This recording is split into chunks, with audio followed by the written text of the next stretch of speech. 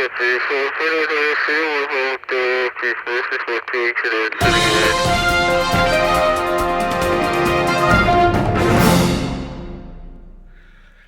there, Dogman here. Rah. Hey, you want to hear a funny joke?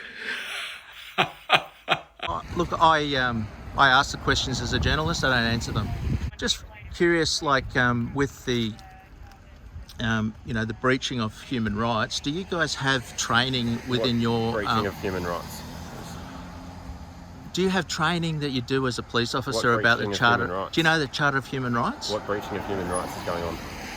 I'm asking you a question. All The right. question is, do you know the Charter of Human I think Rights? you're getting a bit off topic here. All right. You don't know the Charter of Human Leave Rights? it up, mate. Thank you. Do you know Good that? one. Really? You walk away at the mention of human rights.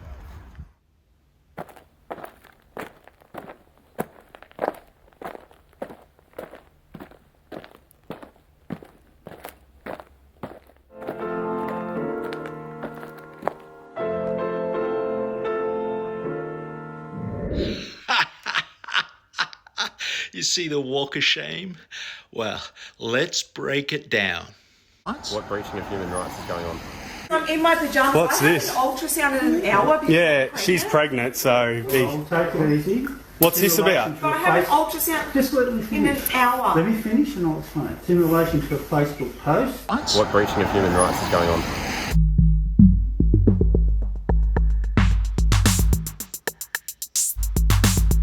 What breaching of human rights is going on?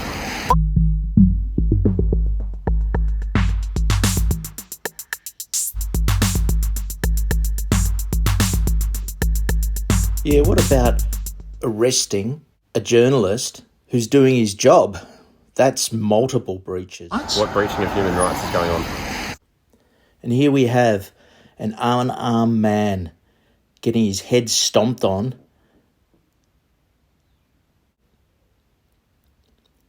Thugs. What breaching of human rights is going on?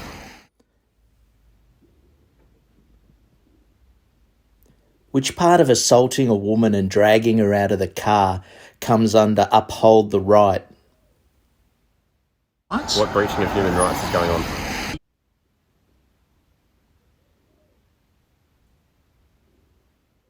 There's an over-policing. It's a sort of sledgehammer approach. Inexcusable and unlimited powers given to the Victorian Police.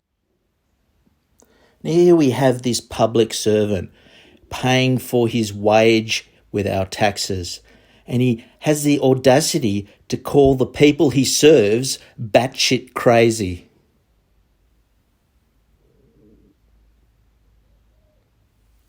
Lots of freedom of movement there. No, this isn't the Gestapo in Germany. This is Melbourne Market. Let's harass some elderly people having coffee in the park. Look at this tyrant. No wonder the dictator says, who cares about human rights? And here we have the justification for it all. Everyone says, we're under a state of emergency. Anything the chief health officer says, we've got to do. Hang on a second. What is it? Except the Constitution and the Charter of Human Rights.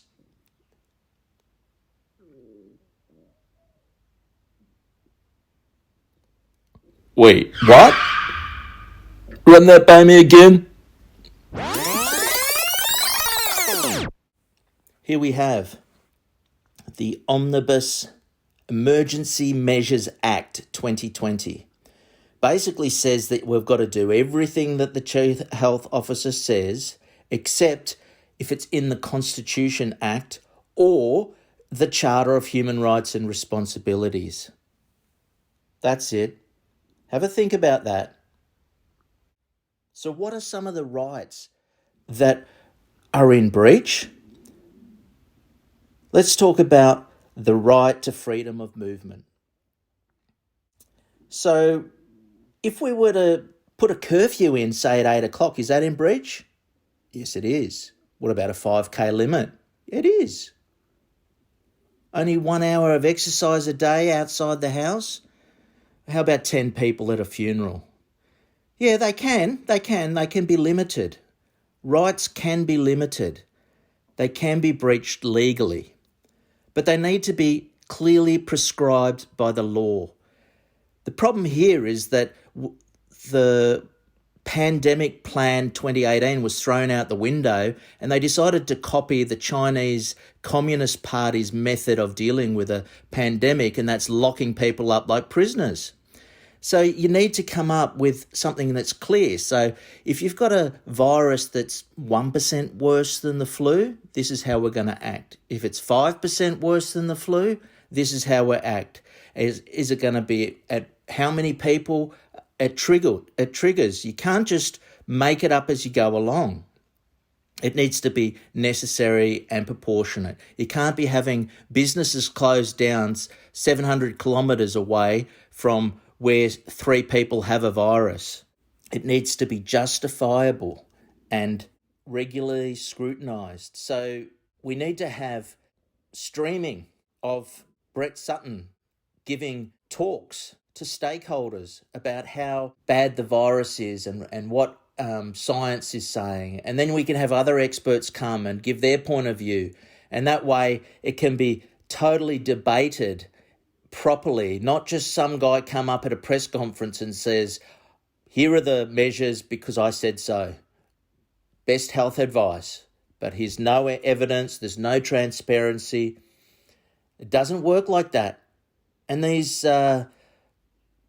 breaching of human rights have to be temporary. You can't have a perpetual state of emergency that just goes on for more than a year and into another year. You can't do it. That's not how the Charter of Human Rights works.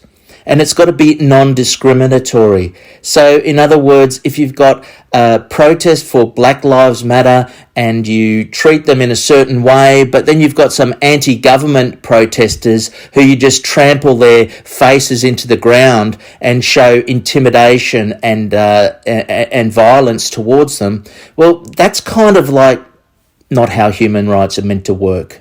If you've got 350 people walking into Bunnings over the course of 15 minutes, but yet you won't allow a church to open that has 100 people or 200 people, that's kind of discriminatory too. You can't do that without giving proper justification. So let's look at some other human rights.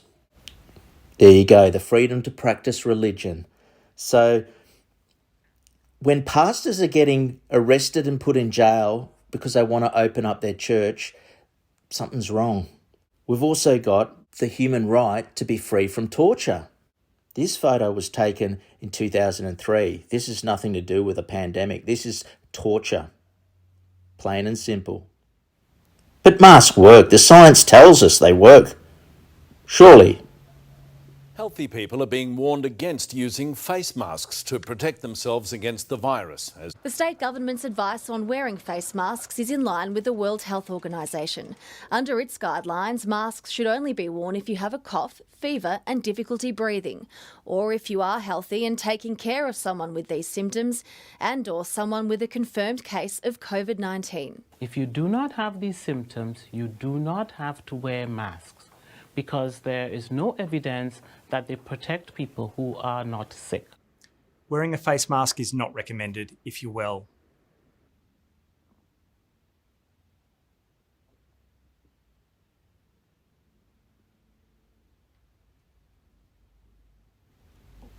Let's not forget about the heroes who have laid down their lives and sacrificed their lives so that we can live in a free country. And I'm talking to every police officer out there. Don't you walk away from me when I want to talk about human rights. The onus is on you. What's going to happen, say in 5 years or 3 years? A tribunal for international crimes against humanity is set up for the COVID crimes against humanity. And this clown's put on trial. And once they put him in jail, then they go after the police officers. And just following orders is not going to be an excuse. So the next time you're asked to go and arrest a pastor and put him in jail because he wants to open his church. Why don't you think about, does this fit in line with the Charter of Human Rights? Is it proportional, the threat? Does the 3 people that have a runny nose constitute me arresting a pastor? Because one day you have to justify every breach of human rights that you've done, and just following orders will be no excuse.